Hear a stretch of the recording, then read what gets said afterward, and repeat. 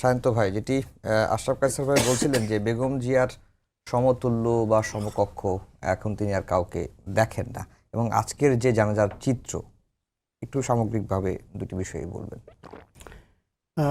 দেখেন, বেগম খালেদা জিয়ার সামগ্রিক জীবনটা, মানে যখন থেকে তিনি রাজনীতিতে এসছেন, ৪৩ বছরের রাজনৈতিক জীবন, তার মধ্যে ৪১ বছর দলীয় চেয়ারপারসন হিসেবে আছেন।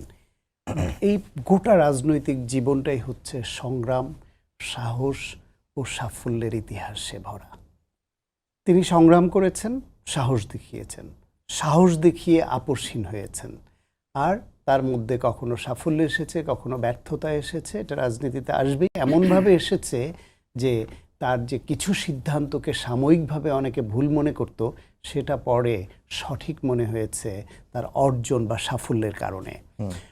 1986 সনে যখন এরশাদের অধীনে নির্বাচনটায় বিএনপি গেল না, সেখানে জাতীয় বেঈমান খেতাব নিয়ে শেখ হাসিনা এবং জামায়াত ইসলাম, আওয়ামী লীগ এবং জামায়াত ইসলাম গেল। প্রধান দল বলতে তো ঘুরে ফিরে বাংলাদেশে ওই কয়েকটাই, তার মধ্যে বড় দলের মধ্যে একমাত্র বিএনপি সে নির্বাচনে গেল না। তাতে কেউ কোনো বিশ্লেষক কিন্তু তখন এটাও বলেছেন যে উনি গেলে হয়তো আওয়ামী লীগ নয়, বিএনপি হতে পারত প্রধান বিরোধী দল, সুতরাং না গিয়ে ভুল করলো কিনা। কিন্তু তিনি যে না গিয়ে ভুল করেননি, জনগণের ভালোবাসা পেয়েছেন এবং আপসহীন নেত্রীর উপাধি নিয়ে 1991 সনে দলকে নির্বাচিত করে প্রধানমন্ত্রী হয়েছেন। তখন সবাই এক বাক্যে বলেছে তার ওই আপসহীনতা এবং 86 নির্বাচনে না যাওয়া, এই একটা সিদ্ধান্ত বিএনপিকে দাঁড় করিয়ে দিয়েছে। এইভাবে দেখেন, একটা এরশাদ ক্ষমতা নেবার পরে বিএনপিকে ভাঙার চেষ্টা করেছে, বিএনপির অনেক নেতাকে ভাগিয়ে নিয়ে তার মন্ত্রী পরিষদে জায়গা দিয়েছে, নানান রকম নিপীড়ন চালিয়েছে। সেইখান থেকে ওই দলটাকে গড়ে তুলে সত্যিকার মাটি ও মানুষের দলে পরিণত করা, সত্যিকার সাংগঠনিক ভিত্তি দিয়ে বিএনপিকে দাঁড় করানো, সেটা কিন্তু বেগম খালেদা জিয়া করেছেন। জিয়াউর রহমান যখন দল করেন, তখন নতুন দল করতে গেলে যেটা হয়, নিজের দলের নেতা তো আর শুরুতে থাকে না, তখন বিভিন্ন দল থেকে আনতে হয়, অরাজনৈতিক আনতে হয়, সামাজিক সংগঠন থেকে আনতে হয়। জিয়াউর রহমান তাই করেছিলেন। ফলে বিএনপি নিয়ে এরকম একটা প্রচার ছিল, কেউ কেউ হাসি তামাশা করতো যে বিএনপি তো কোনো রাজনৈতিক দলই নয়, এটা একটা পলিটিক্যাল ক্লাব। কিন্তু সেই পলিটিক্যাল ক্লাব বলে ঠাট্টা তামাশা করা দলটিকে বেগম খালেদা জিয়াই তার সাংগঠনিক দক্ষতা দিয়ে, তার বিচক্ষণতা দিয়ে সত্যিকার একটি শক্তিশালী রাজনৈতিক সংগঠনে পরিণত করেছেন। তারপরে তার এই যে আধিপত্যবাদের বিরুদ্ধে সবসময় অবস্থান নেওয়া, তিনি দ্ব্যর্থহীনভাবে বলতে পারতেন প্রকাশ্যে যে বিদেশে আমার কোনো প্রভু নাই, বন্ধু আছে। তিনি একদম ভেতর থেকে উচ্চারণ করতে পারতেন যে এই দেশ, বাংলাদেশের বাইরে আমার কোনো ঠিকানা নেই। তিনি জনগণের উদ্দেশ্যে বলতে পারতেন যে আমি অল্প বয়সে স্বামীকে হারিয়েছি, আমার আপনজন আপনারে, এদেশের জনগণই আমার পরিবারের সদস্য, আপনারাই আমার আপনজন। এবং শুধু কথায় না, তিনি কাজই দেখিয়েছেন। তার উপর নানান নিপীড়ন এসেছে, তার সুযোগ ছিল কম্প্রোমাইজ করার, তার সুযোগ ছিল বিদেশে চলে যাওয়ার। এমনকি তিনি চিকিৎসার জন্য বিদেশে গেছেন যখন, তখন থেকে যেতে পারতেন, কিন্তু ফিরে এসেছেন তিনি।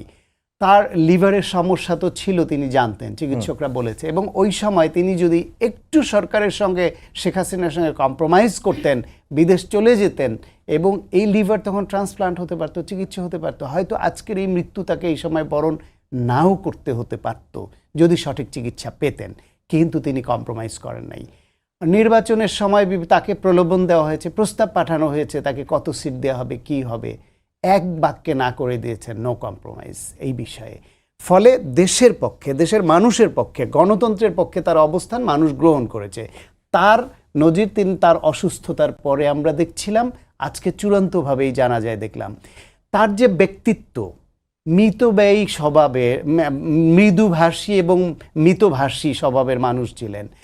তাকে শেখ হাসিনা তার কামলা শ্রেণীর যেই এমপিরা ছিল, নারী এমপিরা পর্যন্ত সংসদে এত কুৎসিত ভাষায় তাকে ব্যক্তিগত আক্রমণ এবং তার চরিত্র নিয়ে বাজে কথা জাতীয় সংসদের মতো জায়গায় তারা বলতো। তার জবাবে তিনি এক বাক্যে শেষ করেছেন যে কখনো কখনো নীরবতাই এদের কথার মোক্ষম জবাব। এক বাক্যে জবাব দিয়েছেন। তার উপর যখন সাংঘাতিক নিপীড়ন চালানো হয়, তাকে মুসলেকা দিয়ে বিদেশ যেতে হবে, মুসলেকা দিয়ে চিকিৎসার সুযোগ নিতে হবে বলা হয়, তিনি তখন বলছেন বাংলাদেশই আমার একমাত্র ঠিকানা, বাংলাদেশের বাইরে আমার কোনো ঠিকানা নেই, এক বাক্যে শেষ করেছেন। যখন 5ই আগস্টে এই ফ্যাসিবাদ শেখ হাসিনা সরকারের পতন হয়, অত্যন্ত ধৈর্যশীল মানুষও, সামান্য ক্ষতিগ্রস্ত মানুষও শেখ হাসিনাকে খুনি বলেছে, ফ্যাসিবাদ বলেছে, নানান রকমের বিশেষায়িত করেছে। কিন্তু বেগম খালেদা জিয়া তিনি শুধু একটা বাক্যে শেষ করেছেন, বলেছেন আমি এর বিচারের ভার আল্লাহর হাতে ছেড়ে দিয়েছি। একটা বিষোদ্গার করেননি, বরং কি করেছেন, 5ই আগস্টের পরে তিনি তার নেতাকর্মীদের নির্দেশ দিয়েছেন ধৈর্য ধারণ করতে, প্রতিহিংসা না দেখাতে, প্রতিহিংসা প্রতিশোধ নয়, ভালোবাসা নিয়ে রাজনীতি করতে, অবস্থান করতে, এবং অন্য কোনো গোষ্ঠীর সুযোগ নিয়ে যাতে এখানে নাশকতা করতে না পারে সেজন্য পাহারা দিতে বলেছেন। সুতরাং এই যে সহাবস্থানের পক্ষে, এই যে মানুষের পক্ষে, গণতন্ত্রের পক্ষে তার এত ত্যাগ এবং তার দীর্ঘদিনের অবস্থান, সেই 86-র আপসহীন নেত্রীকে ধীরে ধীরে দেশের অভিভাবকে পরিণত করেছে। এবং 5 আগস্টের পরে তিনি দলের নেত্রী আর থাকেননি, তিনি বাংলাদেশের রাজনীতির জাতীয় অভিভাবক হিসেবে নিজেকে আবির্ভূত করেছিলেন। কায়সার ভাই, যে বেগম জিয়ার যে রাজনীতি, বেগম জিয়ার যে ইমেজটা তিনি রেখে গেলেন এবং তার যে রাজনীতি করার স্টাইল, তিনি সবসময় দেশের কথা বলতেন, সার্বভৌমত্বের কথা বলতেন, গণতন্ত্রের কথা বলতেন, এবং তার শিষ্টাচার, তার যে কথা বলার স্টাইল, কম কথা বলতেন, শুনতেন বেশি।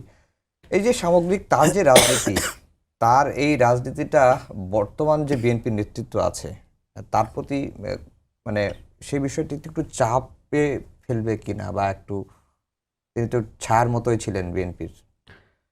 দেখুন, বাংলাদেশে বেগম খালেদা জিয়ার ব্যাপারে, তার চরিত্র নিয়ে, তার জীবনযাপন নিয়ে, তার রাজনৈতিক পথ পরিক্রমা নিয়ে যত বিষোদ্গার হয়েছে সামাজিক যোগাযোগ মাধ্যম আবিষ্কার হওয়ার আগের থেকে, সেটি বাংলাদেশের আর কোনো নাগরিকের ব্যাপারে হয়নি, এবং রাষ্ট্রের শীর্ষ পর্যায় থেকে হয়েছে, জাতীয় সংসদে হয়েছে। কিন্তু উনি কিন্তু এই ব্যক্তিগত আক্রমণকে প্রতিহিংসা বা আক্রোশের জায়গায় নিয়ে যাননি। আমাদের দেশে উনি একটা রাজনীতির ধারাকে প্রবর্তন করেছেন। দেখুন, জিয়াউর রহমান দলটি প্রতিষ্ঠা করেছেন এবং অনেক বিভিন্ন মত পথের মানুষকে এনেছিলেন, কিন্তু এটি তো সত্যি যে উনি রাষ্ট্র ক্ষমতায় থেকে রাজনৈতিক দল করেছিলেন। বেগম খালেদা জিয়া বিএনপিকে একটি গণতান্ত্রিক দলে রূপান্তর করেছিলেন, এবং যার পরীক্ষা হয়ে গেছিল রাজপথে এরশাদের শাসন আমলে, সংগ্রাম করে, আন্দোলন করে, আপোষ না করে। কাজেই প্রুভেন পথটা কি? প্রুভেন পথ হচ্ছে যে আপনি এমন রাজনীতি করবেন যেটি সততার, আপনি আক্রমণাত্মক রাজনীতি করবেন না, এবং আপনি প্রাসাদ ষড়যন্ত্রের রাজনীতি করবেন না, যেটা অন্য অনেকের ক্ষেত্রে বলা যায়। জনগণের উপর আস্থা রাখা এটি রাজনীতিবিদের প্রধানতম কর্তব্য।